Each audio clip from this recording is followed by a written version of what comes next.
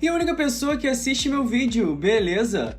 Teen Wolf tá de volta, e agora como um filme que se passa 15 anos depois do final da série. E o melhor vilão da série, o Nogitsune, é libertado. E a Allison, que estava presa em uma espécie de purgatório, consegue retornar. Por isso, Scott e sua matilha precisam salvar todos, porque o Nogitsune quer vingança. Mas antes de começar o vídeo, se inscreve aí se você não é inscrito e ativa as notificações para estar por dentro dos próximos vídeos. Sem mais enrolações, bora lá! De início, vemos o Leon no Japão falando Te Kudasai. Aí aparece um encapuzado procurando o jarro onde o Nogitsune foi capturado, que pra quem não lembra é a raposa de 9 caudas do mal que se alimenta de caos, conflito e dor, que controlou o corpo do Styles na terceira temporada. Nisso rola uma treta e o cara consegue libertar o Nogitsune pois ele quer vingança. Agora vemos o Scott, que a pedido do Deaton foi ajudar uma garota que ficou presa com seu cachorro em um desmoronamento. E depois de ajudarem a menina, eles a levam para a veterinária. E lá ele vai fechar a porta. E nisso ele tem a visão da Allison, igual o dia que ele conheceu ela na série. E em seguida, ela some.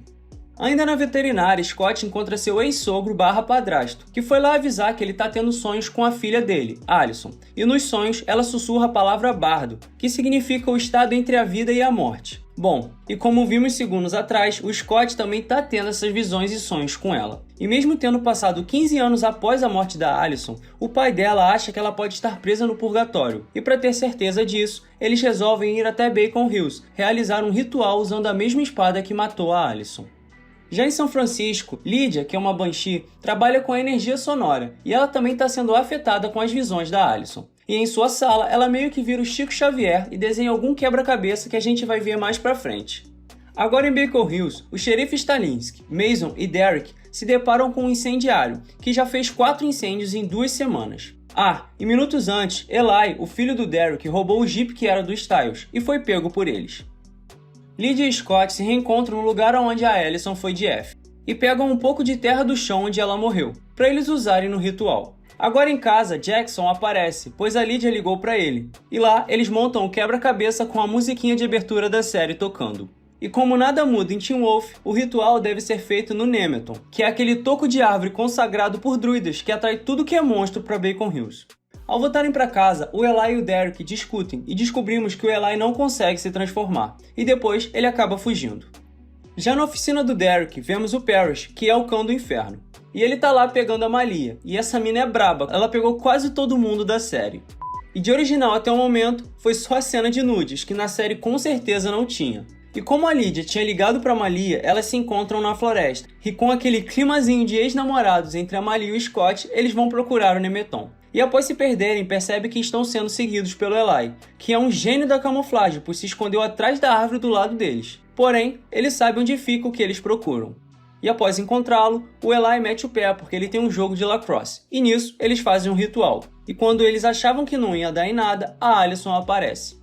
Ah, e nesse meio tempo, o Deaton acredita que foi o pai da Allison que libertou o Nogitsune lá no Japão. E com isso, ele consegue expelir um dos vagalumes do Nogitsune que o possuía.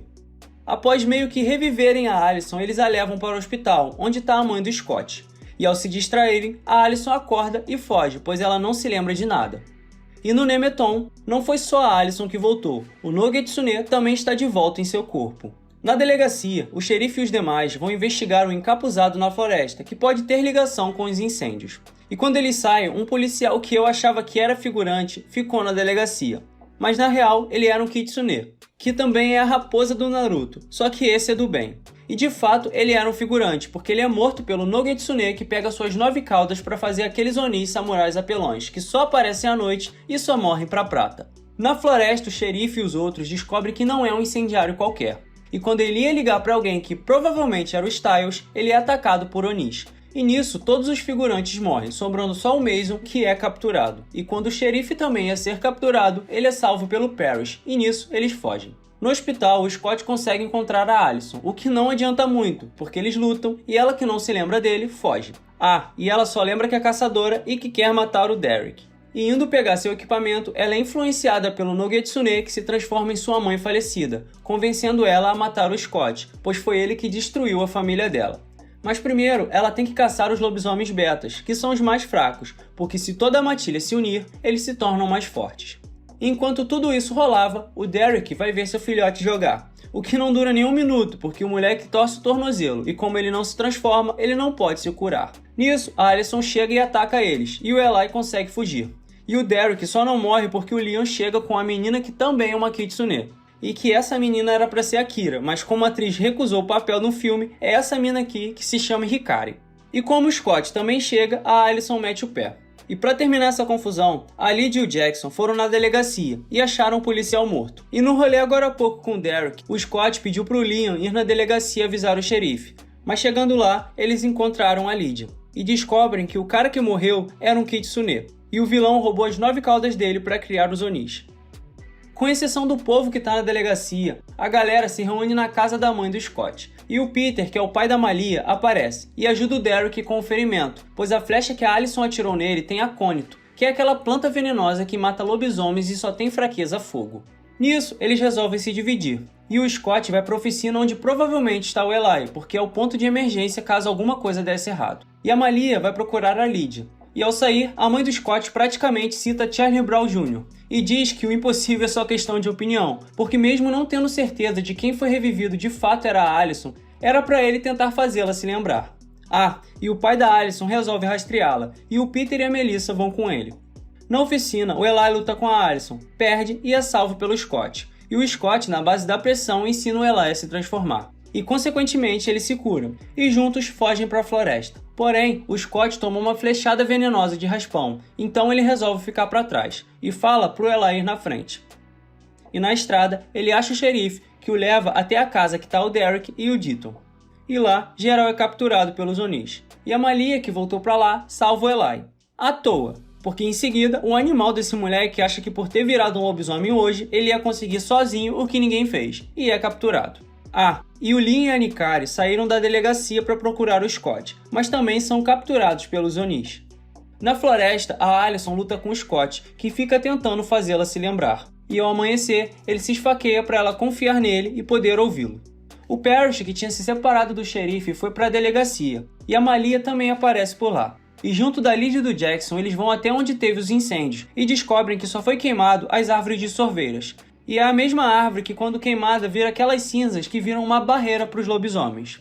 Sabendo disso, Parrish e Malia vão buscar armas de prata para poderem matar os Onis. O pai da Allison, que os rastreava desde o início, percebe que a Allison está deixando vestígios de propósito para ser rastreada, e que ela levou o Scott para o estádio onde está acontecendo o campeonato de lacrosse. Com o Scott envenenado pelo acônito, a Allison é influenciada pelo Nogitsune, que está só esperando ficar de noite para os Onis voltarem e enfim completar sua vingança. A Lydia vai até o estádio e ela já tem ideia de quem possa ser o encapuzado, e que ele tem relação com os incêndios que mataram a família do Derek no início da série. E enquanto isso, o encapuzado coloca uma barreira de cinzas em volta do estádio. Agora vemos que o grupo abduzido está em outra dimensão, no mesmo lugar onde está o estádio. E finalmente, após o Scott contar quase as 3 primeiras temporadas de Teen Wolf para ela, ele consegue convencer a Allison a acreditar nele parcialmente. Por isso, ela ataca fogo na ferida para expelir o veneno, e nisso o Scott ruge de dor, o que faz todos ouvirem. Na outra dimensão, o Nogitsune liberta o Eli, que aparece no meio do estádio do nada. E o engraçado é que no estádio tem 10.000 pessoas, e ninguém percebeu uma pessoa spawnando no meio do estádio.